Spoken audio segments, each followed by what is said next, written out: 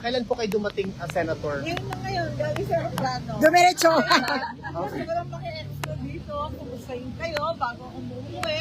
At pinuntahan ko ang ating mga kababayan, mga kailan ko, mga Ilocano, mga Waray, mga Bisaya sa UK at pati na rin sa Italy.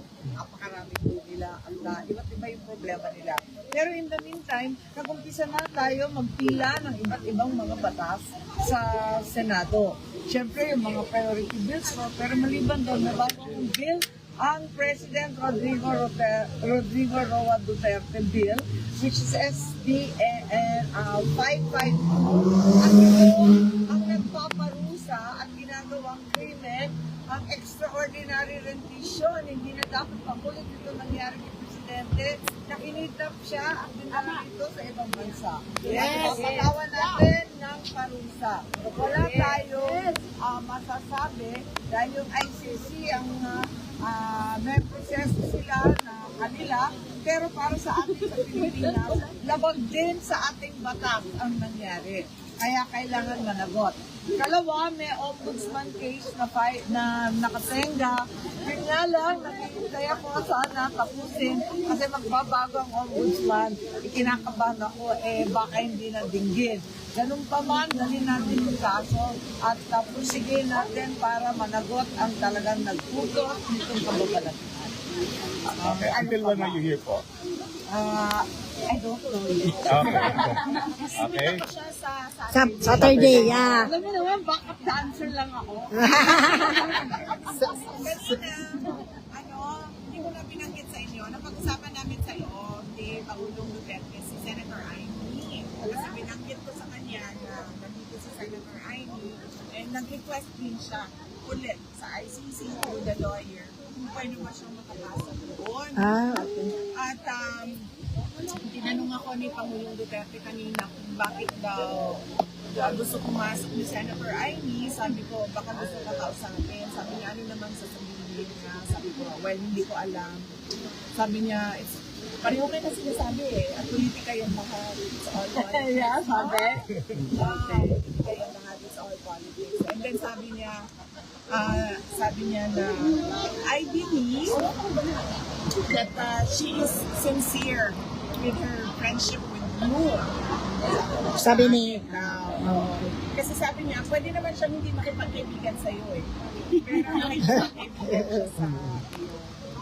Sabi niya, yan ang nakapagkaibigan. On another question, Senator Amy Marcos, tatlong senador po ang mag-propose a resolution to do a house arrest with respect to the interim release of President Rodrigo Roa Duterte. Will you share or will also vote for this resolution to be? Siyempre talagang ako'y nakikiisa sa kanila. Pero sa kabila nun, alam ko rin na hindi tayo papansinin ng ICC, ano man ang ipataw dyan. Kaya pursigihin natin, maliban sa resolution dyan sa Senado, na baka naman baliwalain lamang.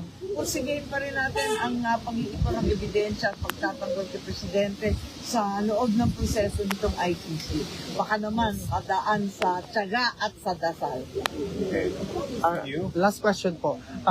Senator Amy Marcos, you urged the Malacanang to write a comprehensive report with respect to ano po nangyari with respect to the involvement of the First Lady, Liza Marcos. Yeah. Are you also going to open an investigation to look into this matter? I think Senator Robin has already initiated an investigation. Yun ang nabasa ko sa dyaryo pero hindi pa kami nagkakausap.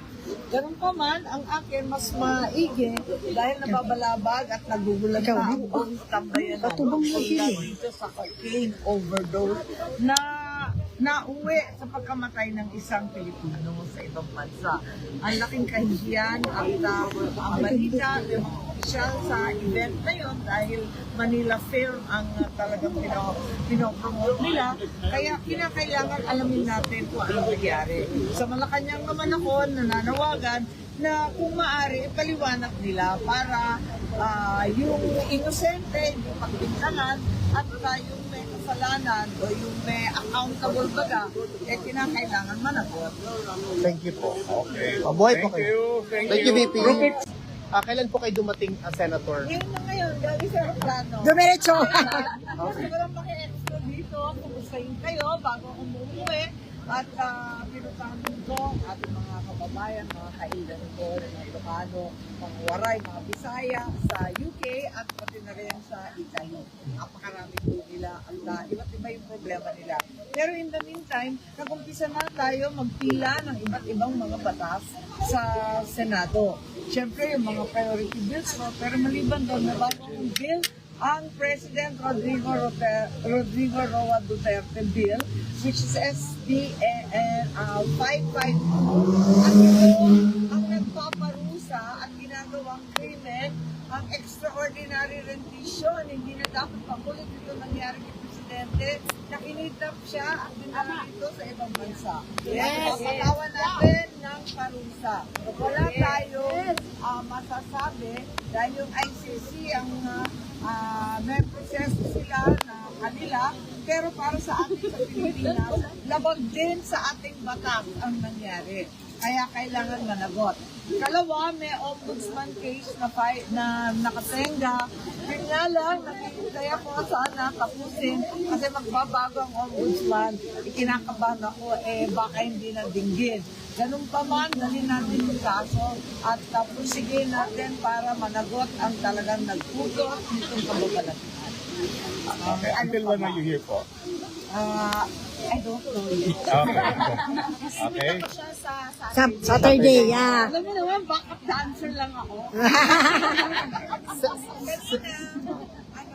Hindi ko na binanggit sa inyo, napag-usapan namin sa loob ni Pangulong Duterte, si Senator Amy. Kasi binanggit ko sa kanya na nandito si Senator Amy and nag-request din siya ulit sa ICC through the lawyer kung pwede ba siyang makapasa doon. Okay. At tinanong ako ni Pangulong Duterte kanina kung bakit daw gusto pumasok ni Senator Amy. Sabi ko, baka gusto ka kausapin. Sabi niya, ano naman sasabihin niya? Sabi ko, well, hindi ko alam.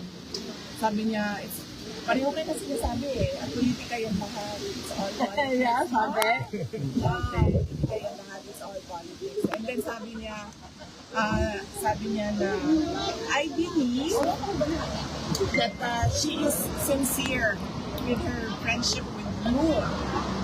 Sabi ni, Kasi sabi niya, pwede naman siyang hindi makipagkaibigan sa iyo eh. Pero makipagkaibigan siya sa iyo. Sabi niya, yan ang nakabuti. On another question, Senator Amy Marcos, tatlong senador po ang propose a resolution to do a house arrest with respect to the interim release of President Rodrigo Roa Duterte. Will you share or will also vote for this resolution to be?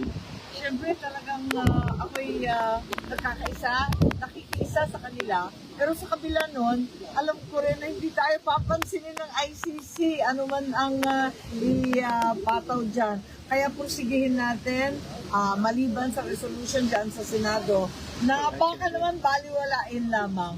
Pursigihin pa rin natin ang pag-iipon ng ebidensya at pagtatanggol kay Presidente sa loob ng proseso nitong ICC.